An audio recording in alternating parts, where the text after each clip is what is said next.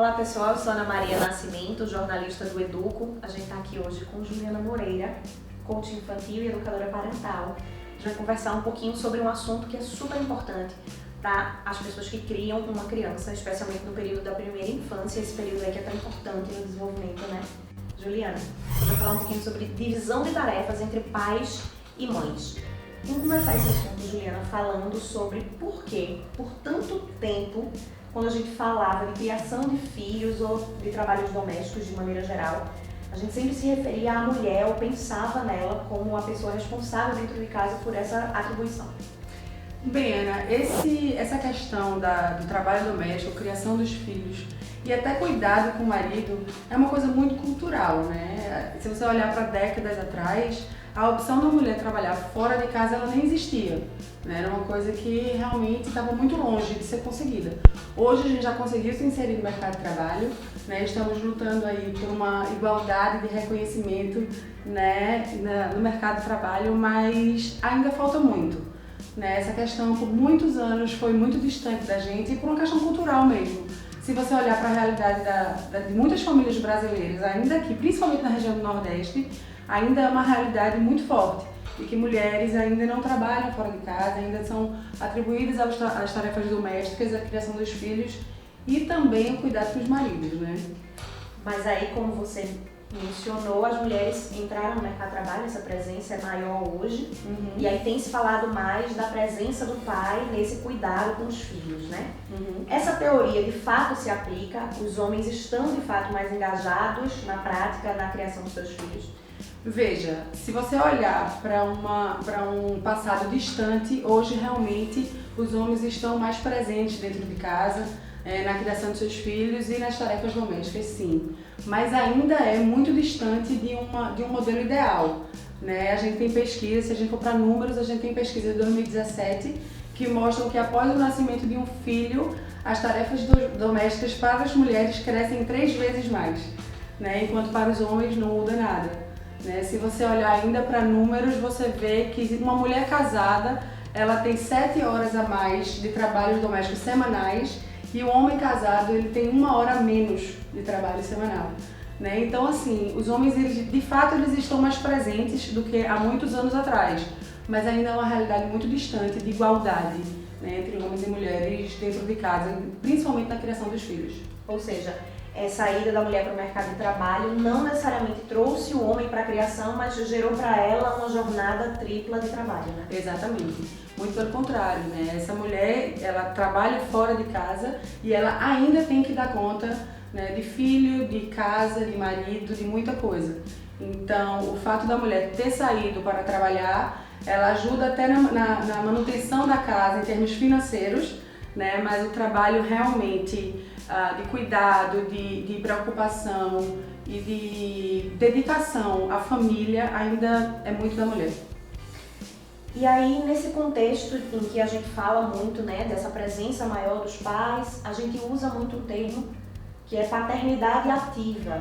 E muitas pessoas são contra esse termo porque diz, puxa, mas por que quando a mãe exerce sua maternidade não chama maternidade ativa, é só maternidade? E o pai tem esse status de paternidade ativa. O que é que você acha desse termo e o que é que você pode dizer pra gente em relação a isso?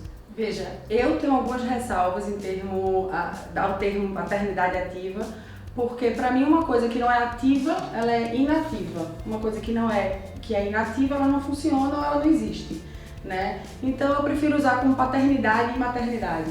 Mas ainda assim eu entendo que é preciso um termo que chame a atenção, né, que se fale sobre, para chamar a atenção dos pais que ainda não exercem essa paternidade da forma que ela deveria ser exercida, né? Muitos pais, muitos homens ainda acham que financiar os estudos dos filhos ou patrocinar os gastos dos filhos ainda é o que eles precisam e devem fazer. E não é bem assim, né? Eu costumo dizer que tudo que uma mulher pode fazer, tirando parir e amamentar, o homem pode fazer também. Então, o que é paternidade ativa é cuidar dos seus filhos, né? Se preocupar, participar da educação da criança, né? Faltar um trabalho, pedir licença para o chefe para participar de uma reunião escolar, coisas que realmente ainda são muito papel da mulher, né? E a demanda hoje das crianças, eu digo muito que as crianças de hoje em dia são muito diferentes das crianças de antigamente. Então essa demanda vem das crianças mesmo para os pais, né? E graças a Deus isso está fazendo com que muitos se conscientizem desse papel, que é muito importante, principalmente na primeira infância. E uma coisa que essa tua fala me lembra é que então precisa ser um movimento de toda a sociedade, não só dentro de casa, né? Essa coisa de o pai, por exemplo, pedir uma licença ou um dia para levar o filho no médico, nem sempre isso é bem entendido, ao contrário da mulher, que quando pede para levar o filho no médico, isso é compreendido. Então precisa ser um movimento das empresas, enfim, da sociedade de maneira geral, que entenda esse papel do homem, né? E não só da mulher. Sim, super precisa. Precisa ser um movimento familiar, precisa ser um movimento do ciclo de amigos, né? Precisa ser um movimento do trabalho também, desses empregadores entenderem que os empregados têm uma família e precisam se dedicar também à família, né? E tudo que um homem pode fazer para um filho é o que a mulher faz e não recebe aplauso por isso, né? A gente se dedica, a gente faz, e quando a gente vê um pai fazendo, a gente, que super pai. Não, ele é pai igual a eu sou mãe, enfim, a gente tem que realmente fazer uma sociedade enxergar dessa forma. Você falou aí de um que tem um jeito mais para uma coisa, outro que tem mais para outra. Essa coisa do jeito pode acabar virando uma desculpa nessa relação de divisão de tarefas? Pode, se você deixar, né? Se o pai ou a mãe disser, eu não tenho jeito para isso, eu não tenho jeito para aquilo, eu não tenho jeito para aquilo, alguém precisa fazer isso, né? Se você trouxer isso como uma desculpa, eu não gosto de trocar fralda, quem é que gosta? Eu adoro trocar uma fralda. Não, ninguém gosta, mas precisa ser trocado, né? Então vamos aí colaborar, né? Eu tenho mais jeito para jogar futebol, eu tenho mais jeito para fazer pinturinha. Isso sim pode ser uma tarefa dividida, que a gente pode usar esse pré-requisito de que eu tenho mais jeito ou não. Mas as tarefas que precisam ser feitas, né? Como um banho, como acordar de madrugada, para dar um gagal, para colocar para dormir, trocar uma fralda, enfim, são coisas que precisam ser feitas, com jeito ou sem jeito. Então não usar essa questão do jeito para desculpa, não funciona, né? Juliana, uma questão que é muito presente nessa discussão de divisão de tarefas é que muitos pais acabam reproduzindo a relação que eles mesmos tiveram com os seus pais, ou seja, os avós da criança. Certo. Como é que a gente quebra algumas tradições ou as reproduz, se forem boas? Enfim, queria que tu falasse um pouquinho dessa questão de reprodução de modelos. Certo, eu acho que a primeira pergunta que você pode se fazer, né, como pai e mãe, principalmente pai, que a gente está falando muito aqui de paternidade, né, qual é o tipo de pai que você quer ser para o seu filho? Como é que você quer ser lembrado? Né? É da forma que você lembra dos seus pais? Né? Se for, ótimo, mas se não for, vai fazer igual? Né? Somos adultos, né? Eu acredito que existem aí ajudas que a gente pode recorrer para quebrar esses paradigmas. Existe terapia, existem muitos livros, né? Existe aí uma série de pessoas que podem lhe ajudar, lhe auxiliar a quebrar esses paradigmas, que não é fácil, mas é totalmente possível. E eu acho que o principal que você pode se agarrar como força mesmo para fazer diferente é pensar em como é que você gostaria que seu filho lembrasse de você, né? O que é que você gostaria que seu filho falasse de você quando ele é adulto, né? Que tipo de pai, que tipo de mãe que você quer ser para seu filho. Então, ferramentas e apoio para você fazer um caminho aí saudável, com bastante conexão, com bastante vínculo com seus filhos, com certeza, se você quiser, você vai achar. Outra questão relacionada à divisão de tarefas. Nesse jogo de divisão de tarefas, muitas vezes não existe só o pai e a mãe. Entra uma babá, tem a escola, que são outros agentes ali que funcionam, né, nesse sentido de educar. Sim. Como não correr o risco de estar apenas terceirizando a responsabilidade sobre a educação do seu filho, mas que esses outros elementos estejam como favoráveis nesse sentido? Veja, eu sempre digo que uma rede de apoio é sempre muito positiva, né? Seja os avós, seja a escola, seja a babá, seja o tio, enfim, a rede de apoio é muito positiva para a criação da criança, né? O perigo é justamente quando a gente terceiriza, né, toda a educação e a gente espera que a escola, por exemplo, faça todo o papel de pai e mãe, e a gente vê muito isso por aí. Eu tenho um exemplo de uma cliente minha que chegou e falou: Juliana, meu filho tem 2 anos e eu não sei mais o que faço, né? Questão de birra, questão de de um mau comportamento, entre aspas, né? E eu falei pra ela, você já tentou parar? Ela falou, eu trabalho muito, né? Você já tentou parar 15 minutos por dia para brincar de massinha com seu filho, assim, para brincar do que ele quiser, 15 minutos por dia, crianças já da primeira infância, 15 minutos, 10 minutos diariamente, nossa, para eles tem um significado de parece que são 2 horas brincando, entende? Não precisa de tanto tempo assim. E ela falou, Juliana, a babá faz isso o dia inteiro. E eu olhei para ela e falei, ele não quer a babá, ele quer você. Né? Então, quando cai nessa questão de terceirizar de fato toda a educação da criança, é um perigo, né? A gente tem que entender que a escola tem seu papel, a babá tem seu papel, os avós têm seu papel, o pai tem seu papel e a mãe tem seu papel, né? E a gente olhar com bastante cuidado, né? Como é que a gente está dividindo essas tarefas. O que você falou me leva a uma conclusão que eu não sei se está errada, mas o que importa é qualidade e não necessariamente quantidade. Exatamente. Faz sentido? Faz todo sentido. Qualidade de tempo, tempo de qualidade. Né? Como é que você está dedicando seu tempo àquela criança? Muitas vezes eu vejo pais que têm tempo de sobra, mas está no celular, né? Está na frente do computador e aquela criança está ali clamando por atenção, mas o pai está ali presente, a mãe está ali presente, mas não está com qualidade aquele tempo. Está certíssimo. Então vamos falar um pouquinho disso. Tecnologia às vezes acaba, né, criando ali um obstáculo na relação de pais e filhos. Como é que a gente, em tempos de tanto uso de celular, de computador, como é que a gente pode fazer? Tem alguma dica prática de cronometrar até, vamos ficar tanto tempo longe do celular, ou ter uma cestinha de volta do celular? Alguma dica prática para os pais tentarem colocar aí dentro de casa? Sim, para as crianças pequenas eu acredito que quando vocês estiverem com seus filhos, tenta deixar o celular, tira ele de silencioso, deixa ele tocando mesmo. Coloca o celular do ladinho, perto onde a criança possa ouvir se vier tocar o celular. Quando chegar a mensagem, vai apitar, a criança vai escutar e a criança vai perceber que você não vai pegar aquele telefone enquanto você estiver com ela. Aquele tempo que você está com ela, você está brincando e se dedicando a ela. O telefone vai tocar, vai chegar a mensagem e você não vai optar por pegar o celular. Isso traz para a criança uma sensação de importância gigantesca, que ela está vendo que você pode sim ir lá pegar, como tantas vezes nós fazemos, né? Estamos com nossos filhos, o telefone toca, a gente sai para atender ou sai para responder uma mensagem, mas naquele momento não vai ser essa a opção que você vai tomar, né? E se a criança disser, mãe, seu telefone está tocando, certo filho, mas agora o mamãe está brincando com você, depois eu pego o telefone e vejo. O importante é que agora é você. Isso é uma dica que realmente funciona. Você mencionou aí várias vezes, em várias respostas, brincadeira. Isso é muito importante no cotidiano familiar. Muito. Criança desenvolve a criatividade, desenvolve o senso de capacidade, o senso de importância, tudo com brincar. Né? Principalmente a criatividade. A criança que brinca livre, deixe elas expressarem o que elas estão sentindo, o que elas estão pensando. Se elas quiserem pintar uma árvore de roxo, deixa pintar uma árvore de roxo. Né? A gente tem mania de dizer, não filho, a árvore é verde. E a gente vai lá e faz por aquela criança. Né? Faça assim, deixa ela brincar livre. Isso desenvolve muito a criatividade, que é uma das habilidades que hoje em dia é mais reconhecida no mercado de trabalho, inclusive. Né? Um outro termo, a gente falou aí do termo paternidade ativa, essa questão, né, polêmica até. Um outro termo que é muito questionado nesse tema de divisão de tarefas é o termo ajuda, né? Ele ajuda bastante na criação. O que você acha desse termo?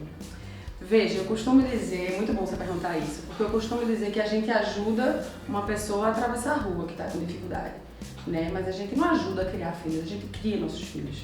Né? Então, por que eu sou contra essa questão de ajuda? Né? Uma certa vez eu vi uma amiga falando que o meu marido super me ajudou hoje, eu pedi para ele comprar o presentinho da amiguinha do meu filho na escola e ele foi comprar e me quebrou um super galho. Super me ajudou. Não, ele foi comprar um presentinho para levar para a escola do filho dele. Né? Ele fez nada mais do que eu faria ou qualquer mãe faz.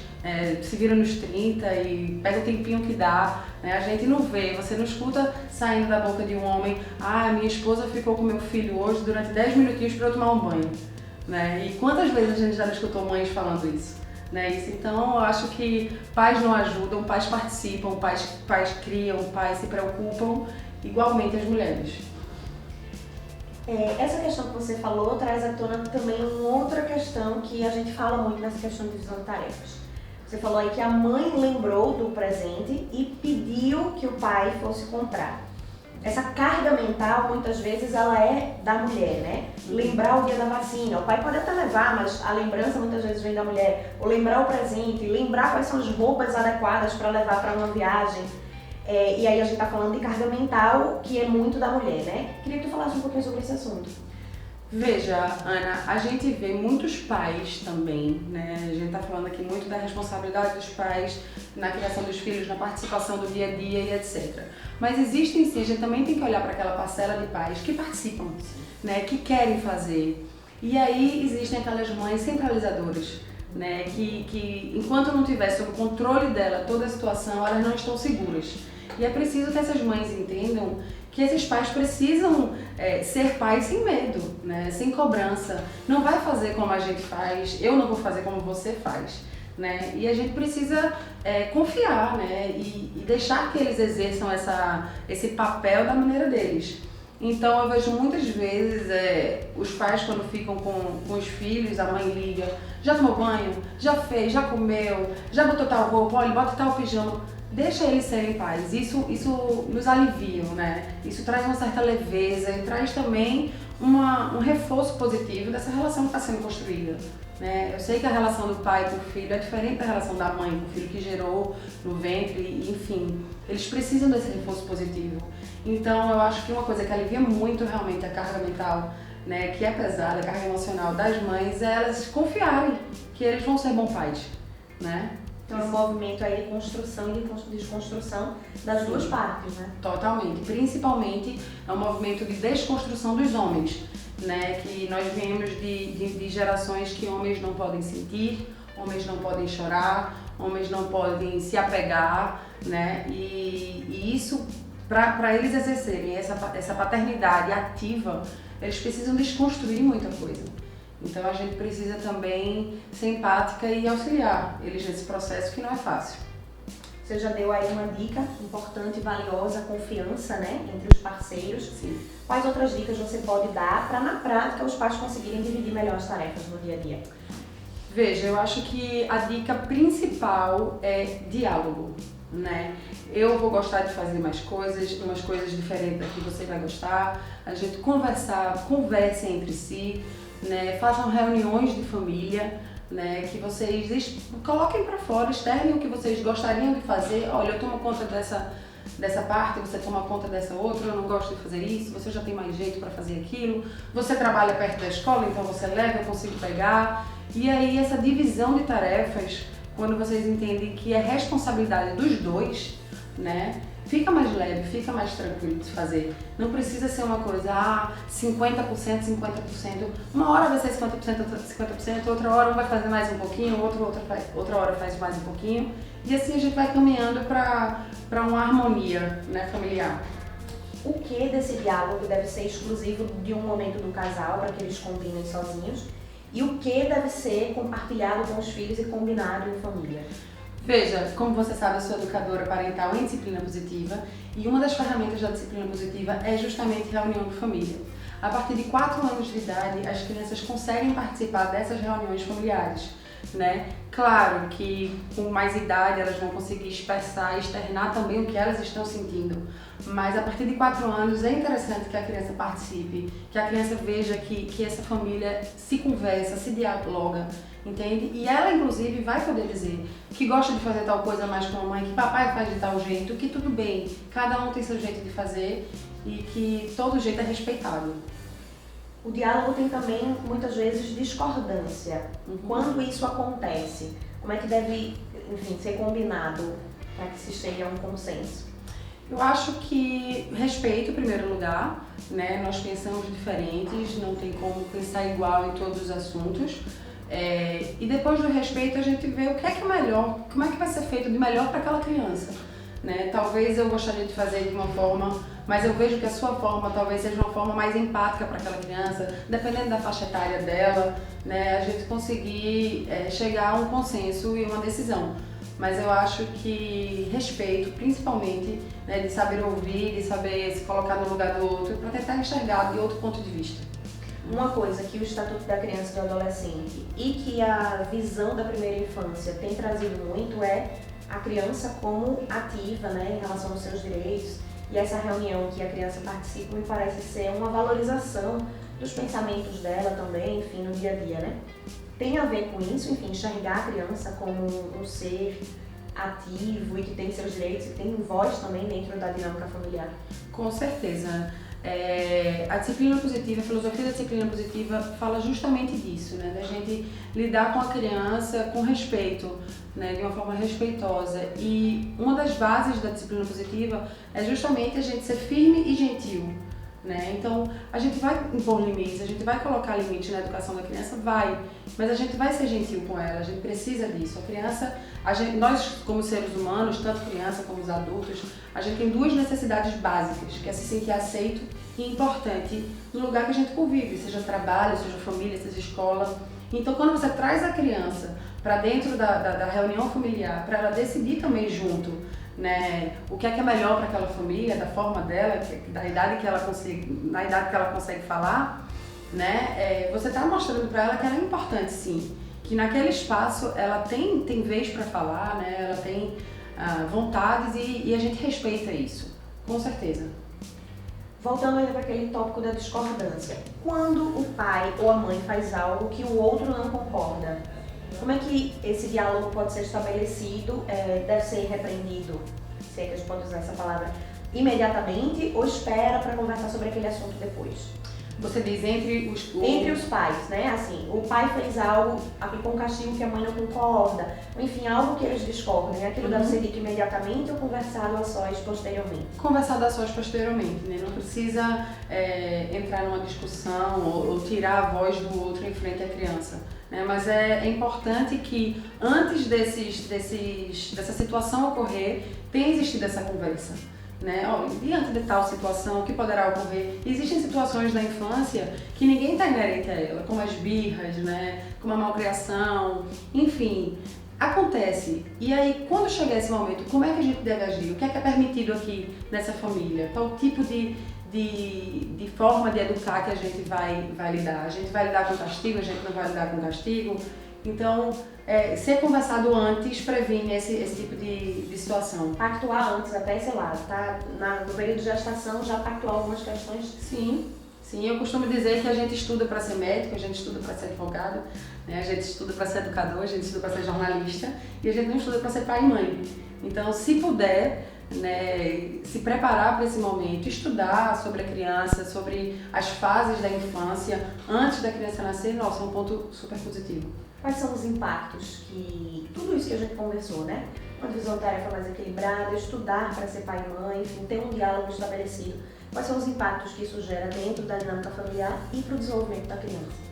Veja, as palavras que as crianças escutam, ela tem grandes impactos, positivos e negativos ao longo da vida delas, né? Então, se a família está em harmonia, se a família está falando todo mundo a mesma língua, né, em termos de educação daquela criança, com certeza a criança vai desenvolver habilidades de vida que ela não desenvolveria se isso não tivesse estruturado dessa forma, né? Como autocontrole, como respeito ao próximo, respeito a si, né? Saber ouvir o outro, saber respeitar o professor, ele aprende dentro de casa isso. Então, se uma família está preparada para receber aquela criança estruturada, é claro que vão haver situações que a gente não está preparado para isso, né? Em todas as famílias acontecem, mas se tiver aquela harmonia familiar, com certeza as habilidades de vida daquela criança, elas vão ser outras. Ela aprende muito por meio do exemplo, né? Sim, 100%.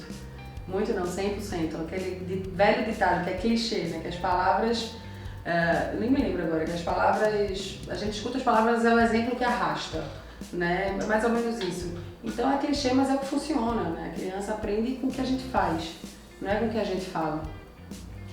E a gente estava falando aí, enfim, no começo da conversa, sobre divisão de tarefas entre pais e mães, e a gente começou isso falando da desigualdade que existia muito mais presentemente no passado. Para o futuro, Juliana, o que é que você imagina, como é que você vê? Você vê pais mais participativos? Você é otimista, pessimista? Qual é a tua posição? Eu acredito que se a gente não tiver esperança, nesse mundo nada funciona, né? Então eu tenho uma esperança muito grande, eu sou muito otimista de que os pais vão estar cada dia mais participativos, eles vão estar cada dia mais juntos, criando essa conexão com seus filhos. Essa conexão, a convivência da rotina, do dia a dia, é que faz criar-se esse vínculo entre pais e filhos, mães e filhos. Então, eu acredito muito nessa constituição familiar, que, veja só, não precisa ser uma constituição familiar, que eu digo, não precisa ser marido, mulher e filho, todo mundo na mesma casa. Tá? Existem ex-maridos, existem ex-esposas, mas não existem ex-filhos, não existem ex-pais. Então, essa conexão, esse vínculo, ele só é gerado através da convivência, da rotina, do dia a dia, de você se preocupar com o remédio que seu filho vai tomar, de você saber o que é que seu filho está estudando, o que é que seu filho está sentindo.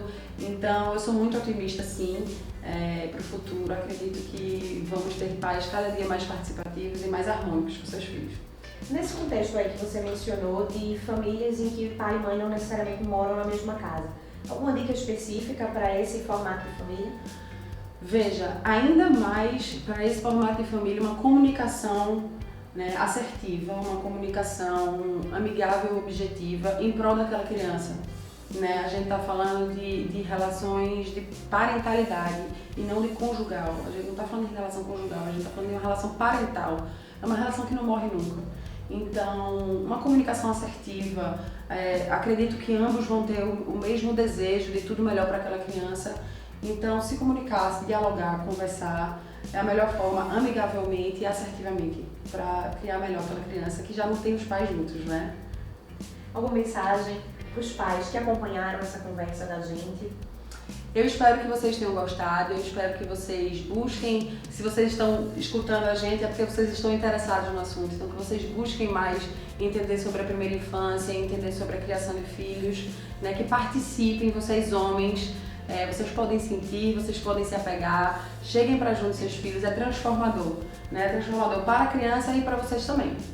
Muito obrigada, Juliana. Eu que agradeço. Obrigada a vocês que acompanharam o nosso bate-papo. A gente vai ter uma série de vídeos que vocês podem acompanhar, sempre com o intuito de ajudá-los a criar seus filhos. Até o próximo.